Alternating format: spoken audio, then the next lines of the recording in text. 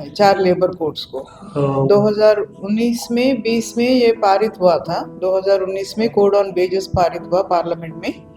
2020 में बाकी तीनों codes, code on social security, code on occupational safety working conditions और कोड ऑन इंडस्ट्रियल रिलेशंस, ये तीनों भी मतलब बिना चर्चा पार्लियामेंट में कोई सोशल, एक इंडस्ट्रियल और तीसरा working and occupational safety and working conditions. Wages पहला हुआ था, then social security, industrial relations and occupational safety and health and working conditions.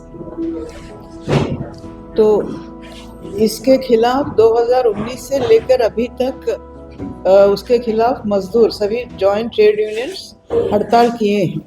5 बार 2019 में हुआ, 20 में 2 बार हुआ, फिर 22 में हुआ, अभी 9 जुलाई को हुआ है। तो इसका पूरा विरोध कर रहे हैं कि क्योंकि ये मेनली उसका मकसद है कि मजदूरों का संगठन को पूरा ख़त्म करना, क्योंकि सरकार जो नीति लागू कर रही है अलग अलग, उसका मेन ये मजदूर वर्ग से आता है। तो मजदूर को संगठन को ख़त्म करना और संघर्ष करने नहीं देना, ये मेन मकसद है कि एक means trade union free work places, जो काम करने का जगह में कोई यूनियन नहीं रहेगा, ऐसा उनका मकसद है।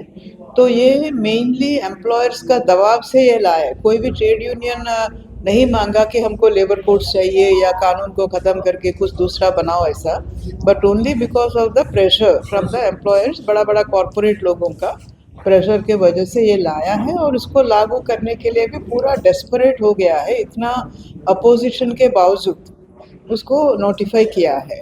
तो तुरंत उसका विरोध में 22 तारीख को ही CITU अलग अलग पूरा देश में इंडस्ट्री वर्क प्लेस लेवल में हुआ, डिस्ट्रिक्ट लेवल में हुआ, धरना प्रदर्शन ये सब विरोध हुआ है। और सभी ट्रेड यूनियन और किसान भी मिलकर 26 नवंबर को एक बहुत बड़ा डिस्ट्रिक्ट लेवल पर प्रदर्शन किया है। तो लेकिन अभी सरकार कुछ वापस हटा नहीं है और ड्राफ्ट रूल्स फिर नोटिफाई किया है, तो उसको लागू करना चाहते हैं 1 अप्रैल 1 से, ऐसा पता चल रहा है। तो इसी के खिलाफ trade union, joint trade union platform, जो 10 सेंट्रल ट्रेड यूनियंस हैं और सभी इंडस्ट्रियल फेडरेशंस हैं, bank, insurance, state government, central government, BSNL, ये सारा इंडस्ट्रियल फेडरेशंस है, वो सब मिलके ये तय किया कि इसको स्ट्रगल को और भी एक ऊंचा स्तर पर लेके जाना है और हड़ताल करना है। और ये हड़ताल जो होगा एक चेतावनी है, ये वार्निंग है कि अगर इसको वापस नहीं लिया जाएगा, मेन डिमांड है कि स्क्रैपिंग ऑफ लेबर कोड्स। तो और भी है, इसी बीच में सरकार जो मनरेगा था उसको नाम बदल दिया और उसको ऑलमोस्ट चेंज कर दिया। उसको सिर्फ अमेंडमेंट नाम बदलने का नहीं है, VP ग्राम जी का नाम दिया है, but the content also has been change. जो एक ही कानून था जो कि UPA सरकार में फर्स्ट, UPA 1 सरकार में पारित हुआ because of the pressure from the left, बहुत बड़ा आंदोलन के बाद ये पारित हुआ और मजदूर को, गरीब लोगों को एक कुछ हद तक एक अधिकार देता है काम का। वो अगर काम मांगेगा उनको काम देना पड़ेगा, तो 100 दिन परिवार में एक का काम देना पड़ेगा। लेकिन अभी उसको ख़त्म करते हुए ये दिया है, और ये पूरा कहाँ लागू होगा, मतलब where the work will be given, वो केंद्र सरकार तय करेगा, राज्य सरकार का कोई ये नहीं है। और अभी बोल रहे हैं कि 125 दिन का ये है, लेकिन उसका जो बजटरी अलॉटमेंट्स है अभी तक मनरेगा का भी कहीं 30 दिन कहीं 35 दिन ही मिल रहा था, वेतन का भी रेगुलर मिल नहीं रहा था, काम करने के बावजूद उनको वेतन ठीक से नहीं मिल रहा था। तो अभी उसका जो एलोकेशन है वो तो घटता जा रहा है। अभी केंद्र सरकार तय करेगा और 60% सिर्फ केंद्र सरकार देगा, 40% राज्य सरकार को देना पड़ेगा, जबकि उसको लागू करने में राज्य सरकार का अभी कोई ये नहीं होगा, केंद्र सरकार डिसाइड करेगा। और इसके साथ साथ जब सीज़न है, एग्रीकल्चरल सीज़न है, पीक सीज़न में वो बैन होगा, वर्क नहीं मिलेगा। तो इसका कौन से सीजन में काम नहीं मिलेगा? एग्रीकल्चर का जो सीजन होगा ना, हाड़ी सोनी हाँ, उस समय ये बंद होगा, मनरेगा लागू नहीं होगा। तो इसका मेन असर महिलाओं का ऊपर, महिला मजदूरों का ऊपर पड़ेगा। अभी मनरेगा वर्कर्स में बहुत बड़ा संख्या में महिला है, इनको कोई रोजगार नहीं मिलता है, हालांकि उसका वेतन बहुत ही कम है। तो फिर भी बिकॉज ऑफ द डेस्परेटनेस लोग इसमें काम करने के लिए आते हैं, और वो भी अभी ख़त्म हो जाएगा। तो इसका भी एक ट्रेड यूनियन वो मुद्दा को भी लिया है। इसके साथ साथ इलेक्ट्रिसिटी अमेंडमेंट ये किया है, मतलब वो भी डिस्ट्रीब्यूशन पूरा प्राइवेटाइज करने के लिए। तो उसके खिलाफ भी किसान भी लड़ रहे हैं, मजदूर भी लड़ रहे हैं। इंश्योरेंस में पूरा 100% एफडीआई को अलाउ करते हुए ये पास कर दिया है। और जो मल्टीनेशनल कॉरपोरेशंस, खास करके यूएस का प्रेशर को सकम करते हुए, जो शांति एक्ट के नाम पर न्यूक्लियर लायबिलिटी एक्ट, उसको भी ये किया है। मतलब विदेशी कंपनी का ऊपर कुछ अगर कुछ एक्सीडेंट होगा तो उसका ऊपर उनका ऊपर कोई जिम्मेदारी नहीं होगा, पूरा हमारा देश उसको कॉम्पेंसेशन वगैरह ये फेस करना पड़ेगा। तो ये सारा जो है वो पूरा देश के खिलाफ है, मजदूरों के खिलाफ है, किसानों के खिलाफ है। तो ये सब मुद्दा उठाते हुए अभी ये हड़ताल में सारा मुद्दा उठा रहे हैं, और इसी के वजह से किसान भी पूरा समर्थन कर रहे हैं। संयुक्त किसान मोर्चा समर्थन किया और खेत मजदूर संगठन भी समर्थन किया है। तो ये मेन एजेंडा है इस मीटिंग में। हमारा ऑल इंडिया सम्मेलन 18वां सम्मेलन विशाखापट्टनम में हुआ था 2025 दिसंबर 31 से लेकर 2026 जनवरी 4 तारीख तक। वहाँ ये प्रस्ताव हमने पारित किया और पूरा संगठन को तैयार करने के लिए बोला। तो नीचे स्तर तक हमारा कमेटी का मीटिंग करके उसमें ये तैयारी होगा। और हर जगह में हड़ताल, पिछला हड़ताल में 9 जुलाई का जो हड़ताल हुआ था, हमारा एस्टिमेट था कि 25 करोड़ लोग उसमें शामिल हुए थे, और बहुत जगह में बहुत विस्तार रूप में रोड ब्लॉक, रेल ब्लॉक, ये सब कुछ हुआ। इस बार उससे भी ज़्यादा ये होगा। ऑलरेडी अंदाज़न कितना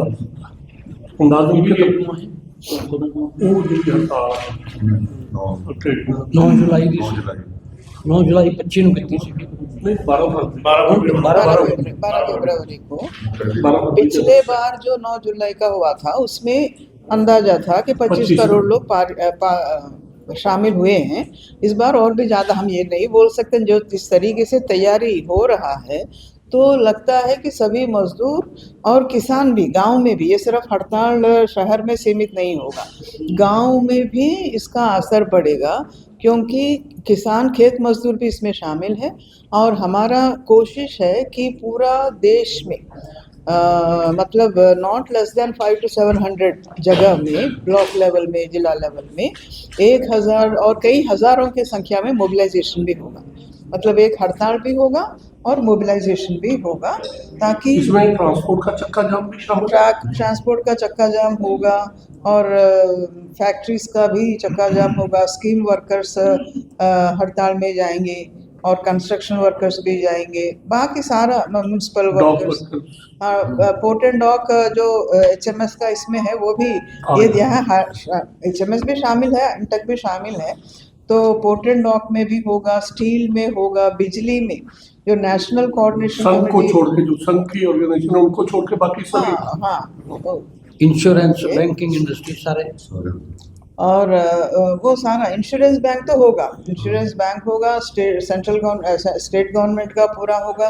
सेंट्रल गवर्नमेंट के भी 9 जुलाई को भी वो लोग शामिल हुए थे, और इस बार भी वो लोग बोला कि हम शामिल होंगे। तो इलेक्ट्रिसिटी अभी तक रेल शामिल है इसमें? रेल भी नहीं, रेल जनरली शामिल नहीं होते हैं। तो इस बार भी नहीं लगता है कि वो शामिल होंगे। तो इलेक्ट्रिसिटी का ऊपर असर पड़ेगा, क्योंकि इलेक्ट्रिसिटी जनरली प्रोडक्शन बंद नहीं होता था, लेकिन इस बार NHPC जो national hydro electric power corporation है, वहाँ का ये निर्णय लिया कि हम भी हड़ताल में शामिल होंगे। तो इसका ऊपर प्रोडक्शन का ऊपर भी उसका असर कुछ रहेगा। जनरेशन भी इफेक्ट होएगी। जनरेशन भी, नेशनल हाइड्रो पावर NHPC हाँ कॉरपोरेशन। तो हर क्षेत्र में इसका असर होगा और इकोनॉमिक इम्पैक्ट भी होगा और इसका मोबिलाइजेशन भी बहुत बड़ा पैमाने पर होगा। तो अभी तक जितना हड़ताल हुए हैं सबसे बड़ा हड़ताल होगा और इसके बाद भी अगर सरकार पीछे नहीं हटा है तो आने वाले दिनों में multiple days strike and if necessary going for indefinite strike. तो वो सेंट्रल ट्रेड यूनियंस ने निर्णय लिया है। तो दिस इज अ वार्निंग, ये चेतावनी है। अगर इससे सरकार पीछे नहीं हटेगा तो आने वाले दिनों में इसको और भी तेज किया जाएगा। ठीक है। तो आपका जो मूवमेंट है, जैसे लोकल लेवल पे गांव का जो लेबर है उसे कैसे प्रोटेक्ट कर रहे हो, उन्हें इस इफेक्ट का मालूम हो और आपकी जो स्ट्राइक है उसमें शामिल हो पाए। हाँ, इसीलिए हम पूरा विस्तार रूप से तैयार कर रहे हैं। हमारा ग्रामीण स्तर पर हमारा ये योजना है। आज का दिन में CITU का जो संगठन है, आंगनवाड़ी है, आशा है, मिड डे मील है, भवन निर्माण है, भट्टा मजदूर है, ग्रामीण चौकीदार है और ये मनरेगा वर्कर्स है, ये सारा गांव में रहते हैं।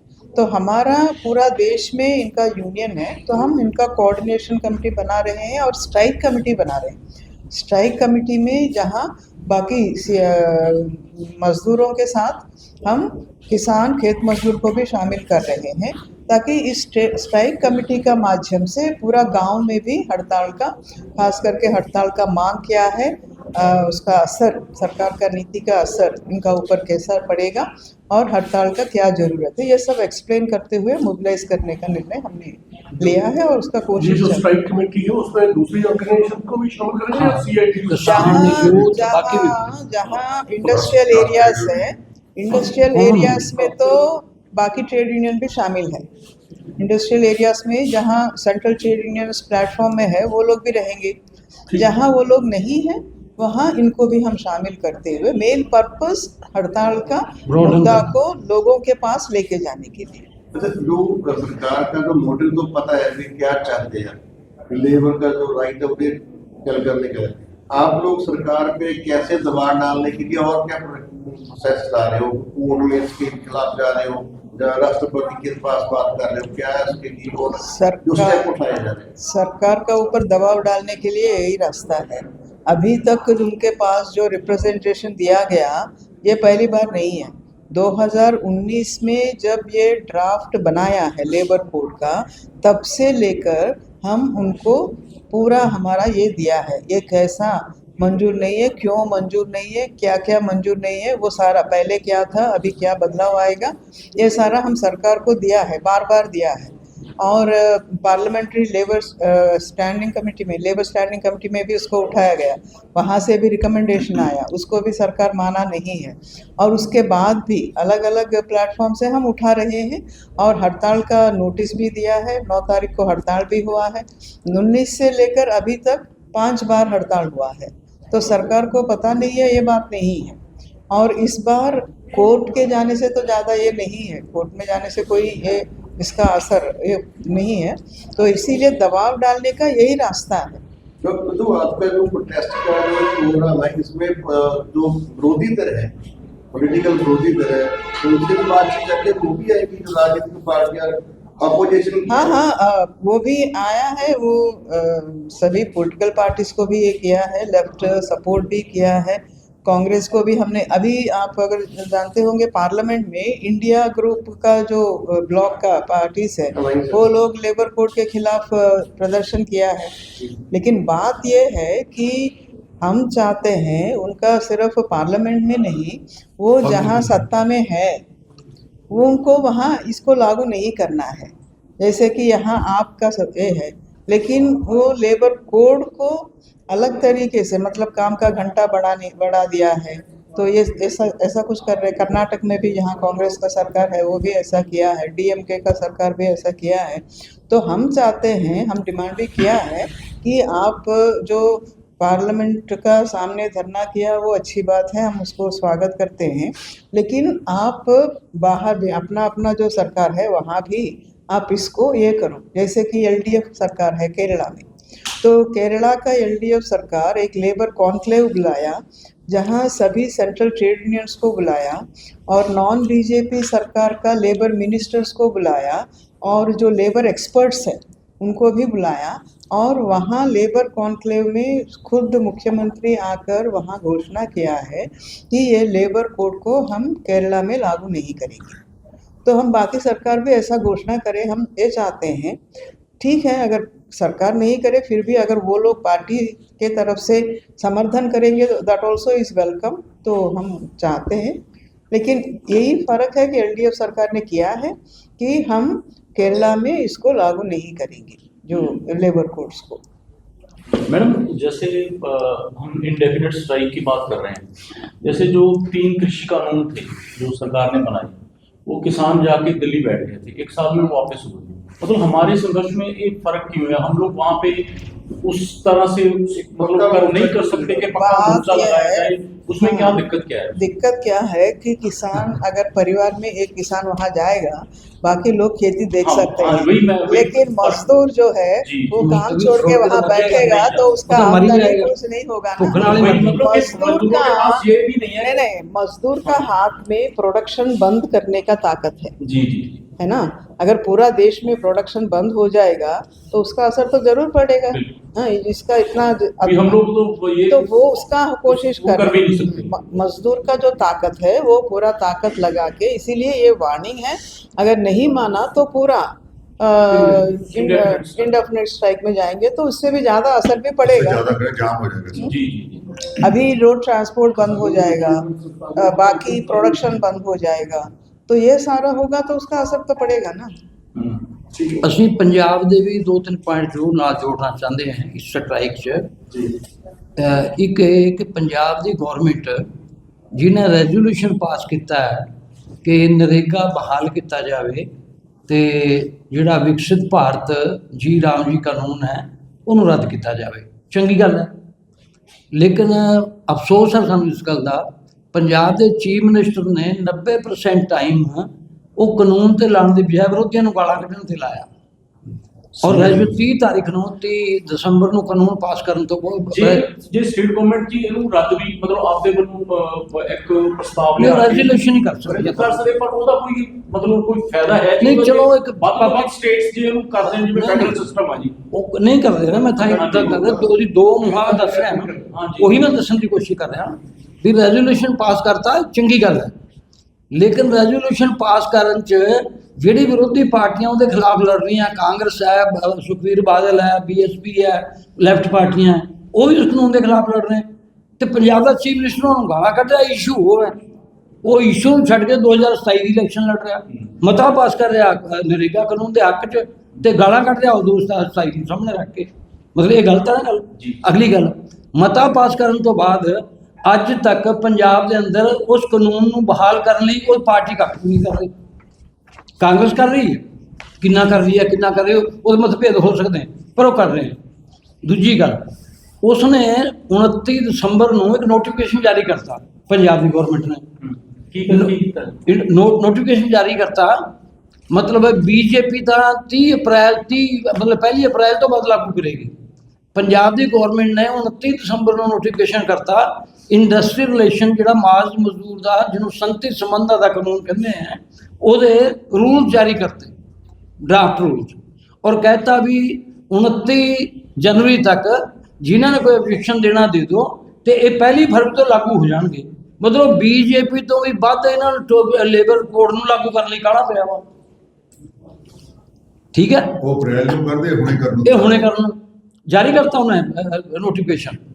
ਇਸੇ ਤਰੀਕੇ ਨਾਲ ਜਿਹੜਾ ਡਿਊਟੀ ਹੈ, ਇਹ ਲੇਬਰ ਕੋਡਾਂ ਦਾ ਵਿਰੋਧ ਕਰ ਰਹੇ ਹੈ ਵੀ ਇਹ 12 ਘੰਟੇ ਦੀ ਡਿਊਟੀ ਅਲਾਉ ਕਰ ਰਿਹਾ ਮਾਲਕ ਨੂੰ ਮਜ਼ਦੂਰ ਤੋਂ ਲੈਣ ਲਈ, ਤੇ ਉਹਨੇ ਪਹਿਲੇ 1 ਸਾਲ ਪਹਿਲੇ ਹੀ 12 ਘੰਟੇ ਦੀ ਡਿਊਟੀ ਦਾ ਨੋਟੀਫਿਕੇਸ਼ਨ ਕਰਤਾ। ਜਿਹੜੀ ਇੰਡਸਟਰੀਅਲ ਐਸਟੈਬਲਿਸ਼ਮੈਂਟ ਹੈ, ਅਦਰ ਐਸਟੈਬਲਿਸ਼ਮੈਂਟ ਦਾ ਕਾਨੂੰਨ ਹੈ, ਉਹਦੇ ਅੰਦਰ 12 ਘੰਟੇ ਦੀ ਕਰਤੀ। ਸਾਡੇ ਵਿਰੋਧ ਤੋਂ ਬਾਵਜੂਦ ਵੀ ਉਹਨੂੰ ਵਾਪਸ ਨਹੀਂ ਲੈ ਰਿਹਾ, ਲਾਗੂ ਨਹੀਂ ਕਰ ਸਕਦਾ ਕਿਉਂਕਿ ਟ੍ਰੇਡ ਨੂੰ ਲਾਗੂ ਨਹੀਂ ਹੋਣ ਦਿੰਦੀ, ਲੇਕਿਨ ਵਾਪਸ ਨਹੀਂ ਲੈ ਰਿਹਾ। ਇਸੇ ਤਰੀਕੇ ਨਾਲ ਪਿਛਲੇ ਦਿਨਾਂ 'ਚ ਕੱਚੇ ਵਰਕਰਾਂ ਨੇ ਸਟ੍ਰਾਈਕ ਕੀਤੀ 3 ਦਿਨ ਦੀ ਪ੍ਰੋਟੈਸਟ ਸਟ੍ਰਾਈਕ। ਉਹਨਾਂ ਦੇ ਫੈਸਲਿਆਂ ਤੋਂ ਬਾਵਜੂਦ ਵੀ ਤੁਸੀਂ ਪੱਕੇ ਨਹੀਂ ਕਰਦੇ ਉਹਨਾਂ ਨੂੰ, 18 ਸਾਲ ਹੋ ਗਏ ਟਰਾਂਸਪੋਰਟ ਦੇ ਵਰਕਰ, ਪਨਬਸ ਦੇ ਤੇ ਪੀਆਰਟੀਸੀ ਦੇ, ਉਹਨਾਂ ਨੂੰ ਫੜ ਕੇ 307 ਦੇ ਮੁਕੱਦਮੇ ਬਣਾ ਕੇ ਪਟਿਆਲੇ ਦੇ ਅੰਦਰ, ਸੰਗਰੂਰ ਦੇ ਅੰਦਰ, ਬਾਕੀ ਥਾਵਾਂ ਜੇਲ੍ਹ 'ਚ ਬੰਦ ਕਰਤਾ। 28 ਨਵੰਬਰ ਨੂੰ ਜੇਲ੍ਹ 'ਚ ਬੰਦ ਕੀਤਾ, 7 ਹਫ਼ਤੇ ਹੋ ਗਏ, ਪੌਣੇ 2 ਮਹੀਨੇ। ਅੱਜ ਵੀ 10 ਵਰਕਰ 307 ਦੇ ਕੇਸ ਦੇ ਅੰਦਰ ਸੰਗਰੂਰ ਦੀ ਜੇਲ੍ਹ ਦੇ ਅੰਦਰ ਬੰਦ ਹੈ। ਮਤਲਬ ਟ੍ਰੇਡ ਯੂਨੀਅਨ ਦਾ ਰਾਈਟ ਹੋਵੇ, ਪ੍ਰੈਸ ਦਾ ਹੋਵੇ। ਪਹਿਲੇ ਜੀਤ ਨਾਲ ਪੰਗਾ ਛੇੜਿਆ, ਹੁਣ ਜਗਬਾਣੀ ਵਾਲੇ ਨਾਲ ਛੇੜ ਲਿਆ। ਕਿੰਨੇ ਪ੍ਰੈਸ ਵਾਲੇ ਜਿਹੜੇ ਖਬਰ ਆਪਣੀ ਮਰਜ਼ੀ ਨਾਲ ਲਾਉਣਾ ਚਾਹੁੰਦੇ ਆ, ਜਾਂ ਉਹਦੀ ਹਵਾਈ ਆਪਣੇ ਦੀ ਕੀ ਕਹਿੰਦੇ ਉਹਨੂੰ ਪਟਰੋਲੇ ਦੀ ਫੋਟੋ ਲਾਉਣਾ ਚਾਹੁੰਦੇ ਆ, ਉਹਨਾਂ ਦੇ ਮੁਕੱਦਮੇ ਬਣਾ ਕੇ ਅੰਦਰ ਕਰਨ ਦਾ। ਕਿਸੇ ਨੂੰ ਫੜਨ ਚਲਾ ਜਾਂਦਾ ਉੱਥੇ ਖੇਤ ਮਜ਼ਦੂਰਾਂ ਦੇ ਲੀਡਰ ਨੂੰ ਦਿੱਲੀ ਦੇ ਅੰਦਰ ਪੁਰਾਣਾ 5 ਸਾਲ ਦਾ 7 ਸਾਲ ਦਾ ਕੋਈ ਕੇਸ ਕੱਢ ਕੇ। ਮਤਲਬ ਜਮਹੂਰੀ ਅਧਿਕਾਰਾਂ ਦਾ, ਟ੍ਰੇਡ ਯੂਨੀਅਨ ਅਧਿਕਾਰਾਂ ਦਾ ਜਿੰਨਾ ਘਾਣ ਪੰਜਾਬ ਦੇ ਅੰਦਰ ਇਹ ਕਰ ਰਿਹਾ। 12 ਸਾਲ ਤੋਂ ਮਿਨੀਮਮ ਵੇਜ ਨਹੀਂ ਵਧਾਈ, ਜਿਵੇਂ ਕਿ ਕਾਨੂੰਨ ਕਹਿੰਦਾ ਹਰ 5 ਸਾਲ ਬਾਅਦ ਵਾਧਾ ਹੋਣਾ ਚਾਹੀਦਾ। 12 ਸਾਲ ਤੋਂ ਉਹਦੀ ਗੱਲ ਵੀ ਕਰਨ ਨੂੰ ਤਿਆਰ ਨਹੀਂ। ਜਿਹੜੀ 3 ਕਮੇਟੀਆਂ ਬਣੀਆਂ ਪੰਜਾਬ ਦੇ ਅੰਦਰ, ਬਹੁਤ ਸਾਰੀਆਂ ਨੇ, ਮੈਂ ਇਕੱਲੇ ਦਾ ਜ਼ਿਕਰ ਨਹੀਂ ਕਰਦਾ, ਕਿਸੇ ਇੱਕ ਦੀ ਵੀ ਮੀਟਿੰਗ ਨਹੀਂ ਅੱਜ ਤੱਕ ਬੁਲਾਈ 4 ਸਾਲਾਂ ਦੇ ਅੰਦਰ, ਇੱਕ ਦੀ ਵੀ ਮੀਟਿੰਗ ਨਹੀਂ ਬੁਲਾਈ। ਮਤਲਬ ਉਹ ਇਹ ਮਜ਼ਦੂਰ ਵਿਰੋਧੀ ਨੀਤੀਆਂ ਦੇ ਅੰਦਰ ਮਾਲਕਾਂ ਤੋਂ ਵੀ ਅੱਗੇ ਜਾ ਰਹੇ। ਔਰ ਲੇਬਰ ਮਿਨਿਸਟਰ ਪਹਿਲੇ ਵਾਰੀ ਪੰਜਾਬ 'ਚ ਬਣਾਇਆ ਇੰਡਸਟਰੀਅਲਿਸਟ, ਜਿਹੜਾ ਖੰਨੇ ਤੋਂ ਤੁਹਾਡਾ ਜਿਹੜਾ ਫੀਡ ਦੀ ਮਿਲਾਂ ਦਾ ਮਾਲਕ ਹੈ, ਸੌਂਦ ਕੀ ਨਾਮ ਦਾ ਪੂਰਾ, ਸੌਂਦ ਤਰਨਜੀਤ ਸਿੰਘ ਸੌਂਦ, ਉਹਨੂੰ ਮਿਨਿਸਟਰ ਬਣਾਇਆ ਹੋਇਆ, ਜਿਹੜਾ ਆਪ ਇੰਡਸਟਰੀਅਲਿਸਟ ਹੈ। ਉਹ ਵਰਕਰ ਦੇ ਹਿੱਤਾਂ ਦਾ ਗਾਰਡੀਅਨ ਕਿਵੇਂ ਹੋ ਸਕਦਾ? ਜਿਹੜਾ ਜੰਗਲ ਦੀ ਰਾਖੀ ਨਹੀਂ ਕਰਦਾ, ਉਹ ਜੰਗਲਾਤ ਕਿਵੇਂ ਹੋ ਸਕਦਾ? ਇਸ ਕਰਕੇ ਇਹ ਪੰਜਾਬ ਦੇ ਅੰਦਰ ਮਿਨਿਸਟਰ ਇੱਕ ਬਣਾਇਆ ਲਿਆ ਕੇ ਲੁਧਿਆਣੇ ਤੋਂ, ਅਰੋੜਾ। ਮਤਲਬ ਸਾਰੇ ਮਹਿਕਮੇ, ਬਿਜਲੀ ਦਾ ਮਹਿਕਮਾ, ਇੰਡਸਟਰੀ ਦਾ ਮਹਿਕਮਾ, ਜਾਇਦਾਦਾਂ ਵੇਚਣ ਦਾ ਮਹਿਕਮਾ, ਬਿਜਲੀ ਬੋਰਡ ਦੀ, ਬਾਕੀ ਸਾਰਿਆਂ ਦੀ, ਉਹ ਜਾਇਦਾਦਾਂ ਕੱਢ ਕੇ ਵੇਚਣ ਤੇ ਲਾਇਆ ਹੋਇਆ। ਉਹ ਤਾਂ ਪੰਜਾਬ ਨੂੰ ਬਰਬਾਦ ਕਰ ਰਿਹਾ, ਤੇ ਹਰ ਵਾਰੀ ਵਿਆਜ ਤੇ ਪੈਸੇ ਚੱਕ ਰਿਹਾ, ਤੇ ਵਿਆਜ ਮੋੜਨ ਜੋਗੇ ਵੀ ਪੈਸੇ ਨਹੀਂ ਉਹਦੇ ਕੋਲ, ਤੇ 1000 ਰੁਪਏ ਬੀਬੀਆਂ ਦੇ ਦੇਣਾ, ਫਲਾਣਾ ਕਰ ਦੇਣਾ, ਝੂਠ ਦਾ ਪ੍ਰਚਾਰ, ਤੇ ਸਾਰੇ ਇਸ਼ਤਿਹਾਰਾਂ ਦੇ ਉੱਤੇ ਖਰਚ ਕਰ ਰਹੇ। ਕਿ ਪੰਜਾਬ ਸਰਕਾਰ ਖਿਲਾਫ ਵੀ ਇਸ ਕੇਸ ਜੋ ਇਹ ਲੜਾਈ ਜਿਹੜੀ ਹੈ ਪੰਜਾਬ ਦੇ ਅੰਦਰ ਸਾਡੀ, ਜਿੱਥੇ ਮੁੱਖ ਰੂਪ ਦੇ ਅੰਦਰ ਕੇਂਦਰ ਸਰਕਾਰ ਦੇ ਖਿਲਾਫ ਹੈ, ਪੰਜਾਬ ਸਰਕਾਰ ਦੀ ਜਿਹੜੀ ਧੱਕੇਸ਼ਾਹੀ ਹੈ, ਲੇਬਰ ਕਾਨੂੰਨਾਂ ਨੂੰ ਲਾਗੂ ਨਾ ਕਰਨਾ, ਤੇ ਗੁੰਡਾਗਰਦੀ ਕਰਕੇ ਡੈਮੋਕ੍ਰੇਟਿਕ ਰਾਈਟ ਨੂੰ ਪੈਰਾਂ ਥੱਲੇ ਤੋੜਨਾ, ਉਹਦੇ ਵਿਰੁੱਧ ਵੀ ਹੜਤਾਲ ਹੈ। ਕਿਸਾਨਾਂ ਲੀਡਰਾਂ ਨੂੰ ਗੱਲਬਾਤ ਲਈ ਬੁਲਾ ਕੇ ਗ੍ਰਿਫਤਾਰ ਕਰ ਲੈਂਦਾ। ਮਤਲਬ ਇੰਨੀ ਜਾਬਰ ਸਰਕਾਰ ਉੱਥੇ ਦਿਖੇ ਕੋਈ ਵੀ? ਮਤਲਬ ਜੇ ਰਾਵਣ ਨੇ ਵੀ ਗੱਲਬਾਤ ਲਈ ਬੁਲਾਇਆ, ਜੇ ਕਿਸੇ ਜ਼ਾਲਮ ਨੇ ਹੀ ਬੁਲਾਇਆ ਗੱਲਬਾਤ ਲਈ, ਤੇ ਉਹਨੂੰ ਵਿਚੋਲੇ ਨੂੰ, ਦੂਤ ਨੂੰ ਤਾਂ ਨਹੀਂ ਕਦੇ ਗ੍ਰਿਫਤਾਰ ਕਰਦਾ ਕੋਈ ਵੀ। ਤੇ ਇਹ ਜਿਹੜੇ ਗੱਲਬਾਤ ਲਈ ਬੁਲਾਏ ਉਹਨਾਂ ਨੂੰ ਫੜ ਕੇ ਗ੍ਰਿਫਤਾਰ ਕਰ ਲੈਂਦਾ। ਇਸ ਕਰਕੇ ਇਹ ਲੜਾਈ ਸਾਡੀ, ਮਤਲਬ ਇਹਦੇ ਵਿਰੁੱਧ ਵੀ ਉਸੇ ਸਿੱਧਕ ਦਿਲੀ ਨਾਲ ਲੜੀ ਜਾਏਗੀ ਜਿਵੇਂ ਸੈਂਟਰ ਨਾਲ ਲੜੀ ਜਾਏਗੀ। ਇਹ ਵੀ ਅਸੀਂ ਕਲੀਅਰ ਕਰਨਾ ਚਾਹੁੰਦੇ ਹਾਂ। ਗੱਲਬਾਤ ਕਰਕੇ ਸਮਾਂ ਵੀ ਜਿਹੜਾ ਦੇ ਕੇ ਨਾ, ਉਹ ਤੋਂ ਬਾਅਦ ਮੀਟਿੰਗ ਨਹੀਂ ਕਰਨੀ। ਕਿਸੇ ਮੁਲਾਜ਼ਮਾਂ ਦੇ ਵਾਲਿਆਂ ਨੂੰ ਸਮਾਂ ਦਿੱਤਾ, ਉਹਦੇ 20 ਤਰੀਕ ਦਿੱਤੀ ਸੀਗੀ, 21 ਨੂੰ ਡੇਟ ਦੇ ਦਿੱਤੀ, ਵੀ ਨਹੀਂ ਮੀਟਿੰਗ ਕੇ ਬਾਅਦ ਦੀ ਗਈ। ਮਤਲਬ ਸਭ ਤੋਂ ਜ਼ਿਆਦਾ 10 ਵਾਰੀ ਮੀਟਿੰਗਾਂ ਦੇ ਕੇ ਚੀਫ ਮਿਨਿਸਟਰ ਮੀਟਿੰਗ ਨਹੀਂ ਕਰਦਾ ਕਿਸੇ ਨਾਲ, ਭਾਜਨ ਦਾ ਪਾਲਿਸੀ ਹੈ। ਤੇ ਸਭ ਤੋਂ ਬਾਅਦ ਭਗਵੰਤ ਮਾਨ ਸਰਕਾਰ ਦੀ ਪੰਜਾਬ ਦੇ ਹਿੱਤਾਂ ਲਈ ਕਿਤੇ ਖੜੇ ਨਹੀਂ ਰਿਹਾ, ਚਾਹੋ ਹਾਂਜੀ ਠੀਕ ਹੈ।